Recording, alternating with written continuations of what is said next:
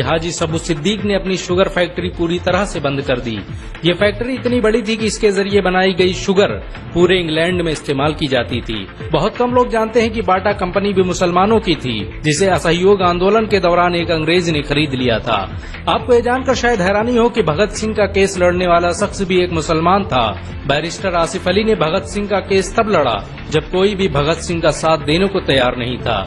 इंकलाब जिंदाबाद का नारा देने वाले हजरत मोहानी भी एक मुसलमान थे। उन्होंने ही भारत की आजादी की रूपरेखा तैयार की थी। इतिहासकारों के मुताबिक 1857 में होने वाले विद्रोह में 50,000 उलमाओं को फांसी दी गई और लाखों मुसलमान सरेआम कत्ल कर दिए गए। 1857 में दिल्ली से लेकर कलकत्ता की रोड पर ऐसा कोई पेड़ नहीं था जिस पर मुस्लिम उलमाओं की लाशें न टंगी हो। मुसलमानों ने ही भारत की आजादी के लिए पहली जंग लड़ी। मैसूर के सुल्तान हैदर अली और उसके बेटी टीपू भारत की आजादी के लिए शहीद होने वाले पहले शासक थे। मशहूर क्रांतिकारी अशफाकुल्लाह खान सबसे कम उम्र में फांसी पाने वाले भारत के पहले व्यक्ति थे। बहुत कम लोग जानते हैं कि जय हिंद का नारा एक मुसलमान आबिद हसन सफानी ने दिया था।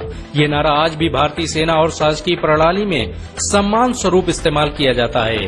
तिरंगे का निर्माण करने वाली सुरैया तैयब जी भी एक मुसलमान थी। उन्होंने ही भारत के राष्ट्रीय ध्वज को वर्तमान रूप दिया था। कानपुर में पैदा होने वाले अजीमुल्लाह खान ने ही मादरे वतन भारत की जय का नारा दिया था, जिसमें बाद में कुछ सांप्रदायिक लोगों ने माता शब्द को जोड़ दिया। आपको ये जानकर शायद हैरानी हो कि भारत का पहला राष्ट्रीय गीत अजीमुल्लाह खान ने ही लिखा था।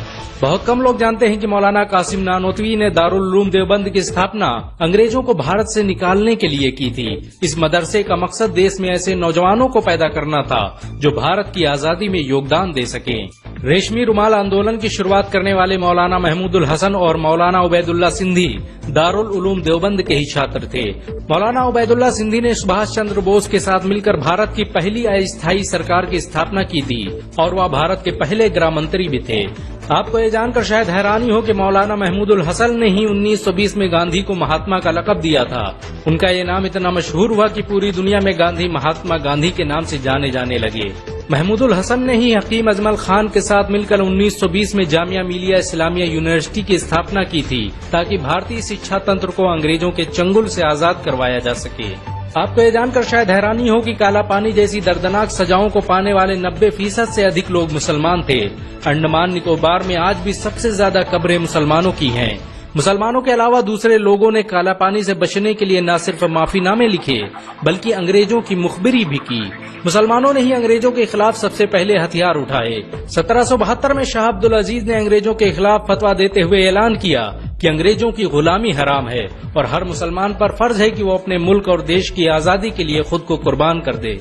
1857 में होने वाले विद्रोह की प्लानिंग एक मुसलमान मौलवी अहमदुल्ला शाह ने की थी। वो भारत के अकेले इंसान थे जिन पर अंग्रेजों ने 50,000 रुपए का इनाम रखा था। ये रकम इतनी बड़ी थी कि राजा जगन्नाथ ने पैसों की लालच में आकर अहमदुल्ला शाह की मुखबिरी कर दी और अंग्रेजों ने उन्हें शहीद कर दिया। बहुत कम लोग जानते हैं कि 1857 में शहीद होने वाले 90% लोग मुसलमान थे। जालियांवाला बाग में जनरल डायर की गोलियों का निशाना बनने वाले अधिकतर लोग भी मुसलमान थे। भारत की आजादी का नेतृत्व करने वाले संगठन इंडियन नेशनल कांग्रेस के 9 से अधिक प्रेसिडेंट मुसलमान रहे।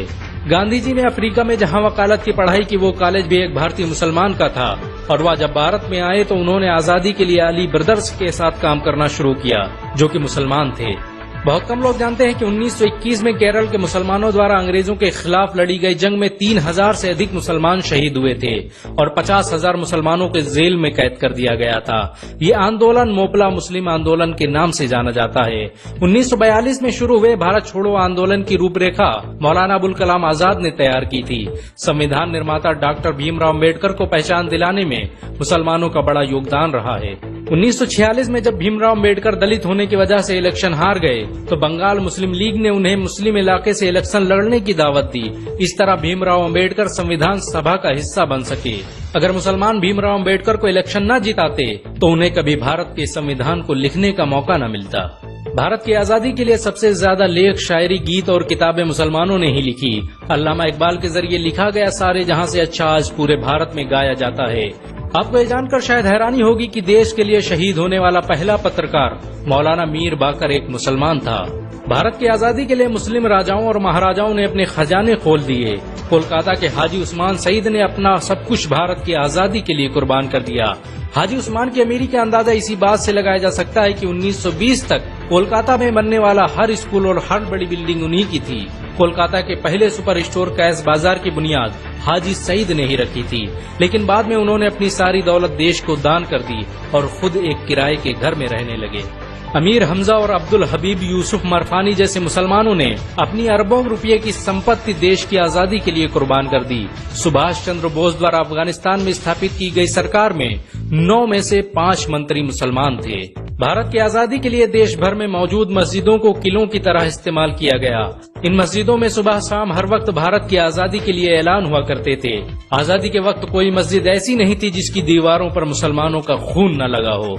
इन सब के अलावा ऐसे करोड़ों मुसलमान हैं जिन्होंने भारत की आजादी और उसकी अस्मिता के लिए अपना सब कुछ कुर्बान कर दिया। सच तो ये है कि भारत की आजादी मुसलमानों के बगैर मुमकिन न थी। भारत आज भी आजादी के लिए मुसलमानों का एहसानमंद है।